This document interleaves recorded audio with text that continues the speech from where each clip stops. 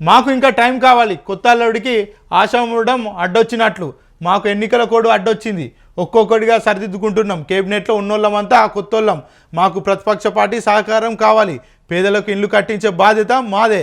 తొలి విడతలో 4.5 లక్షల ఇండ్లు కడతాం. దళితులకు వారసత్వంగా భూములు రాలే.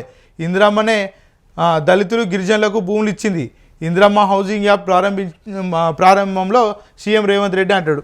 ఇక్కడ రేవంత్ రెడ్డి ఏమన్నాడు? ఇక్కడ మంచిగా ఒకసారి మనం మళ్ళొకసారి చూద్దాం. ఇక్కడ కేబినెట్లో ఉన్నోళ్ళం అంతా కొత్తోళ్ళం. కేబినెట్లో ఉన్నోళ్ళంతా కొత్తోళ్ళు కాదు. వాస్తవంగా రేవంత్ రెడ్డి మీరు గుర్తుపెట్టుకోవాలి. మీరు ఒక ముఖ్యమంత్రి, మీరు నిర్వర్తించేటువంటి ఏదైతే సీఎం పదవి ఉందో మీ కొత్త. మిగతా మంత్రులు ఉత్తమ్ కుమార్ రెడ్డి కావచ్చు, ఇంకెవరైతే శ్రీధర్ బాబు కావచ్చు, బట్టి విక్రమార్క కావచ్చు, అదేవిధంగా చూసుకుంటే చాలామంది మంత్రులు సీనియర్లు ఉన్నారు.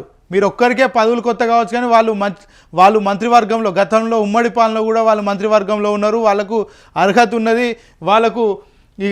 వాళ్ళకు చాలా వరకు అవగాహన ఉన్నది వాటి మీద. మీ ఒక్కరికి అవగాహన లోపం అయితే వాళ్ళ మీద రుద్దే ప్రయత్నం చేయకండి. ఫస్ట్ ప్రతిపక్షాల సలహాలు సూచనలు కాదు, మీ మంత్రుల సలహాలు సూచనలు తీసుకోండి. ఫస్ట్ వాళ్ళను కూడా కొద్దిగా మంత్రుల లెక్క చూస్తే ఈరోజు ఇట్లాంటి విఫలాలు కావు. ఎంతసేపు ఒంటెత్తు పోకడ లెక్క, లేకపోతే నిజాం నిరంకుశ పాలన ఏ విధంగా ఉన్నదో అట్లా చేస్తా అంటే ఇక మీ మంత్రులు మీ కార్యకర్తలు మీకు బుద్ధి చెప్తారు. పక్కలు కూడా అవసరం లేదు. ఇక మాకు ప్రతిపక్ష పార్టీ సహకారం కావాలట అంటే ఇనటోళ్ళు పిచ్చోళ్ళు. ఇక్కడ మాకు ప్రతిపక్ష పార్టీల సహకారం కావాలంట. నీకు వాళ్ళు మేము తీసుకుపోయి గురుకుల బాట మీ కార్యక్రమం పెట్టుకున్నాం.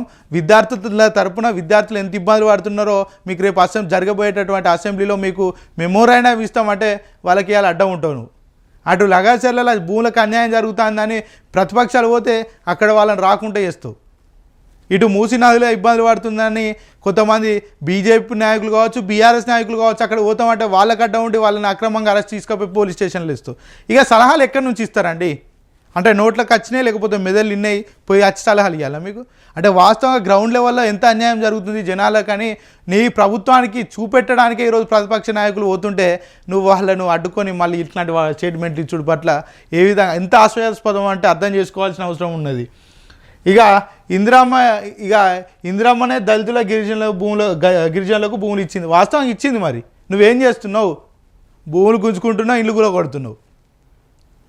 పర్మిషన్లు ఉన్నా కూడా, ట్యాక్సులు కట్టినా కూడా నువ్వు ఈరోజు వాళ్ళ దిక్కు తిరుగు చూడకుండా వాళ్ళు కనీసం 5 నిమిషాలు టైం ఇవ్వండి అంటే కూడా ఇవ్వకుండా వాళ్ళ ఇల్లు కూడా కొట్టినావు. ఇవ్వాలి వాళ్ళ ఇంట్లో సామాన్ల కాడ నుంచి కూడా విధ్వంసం చేసినావు. నువ్వు వాళ్ళ పొట్ట మీద కొట్టినావు, వాళ్ళని రోడ్ల మీద వేసినావు.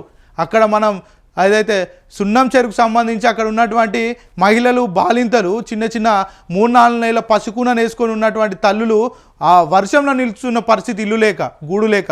నువ్వు చేసిన విధ్వంసానికి వాళ్ళు బలై రోడ్ల మీద తిండి లేక తిప్పలేక వర్షంలో తడుస్తుంటే మా వైఆర్టీవీ ఆ రోజు పోయి వాళ్ళని ప్రత్యక్షంగా చూపెట్టింది. అది నీకు గనవలేదా? ఎట్లా మాట్లాడేస్తావు ఇట్లాంటి మాటలు? ఇందిరమ్మ పాలన అంటావు, ఇందిరమ్మ రాజ్యం అంటావు.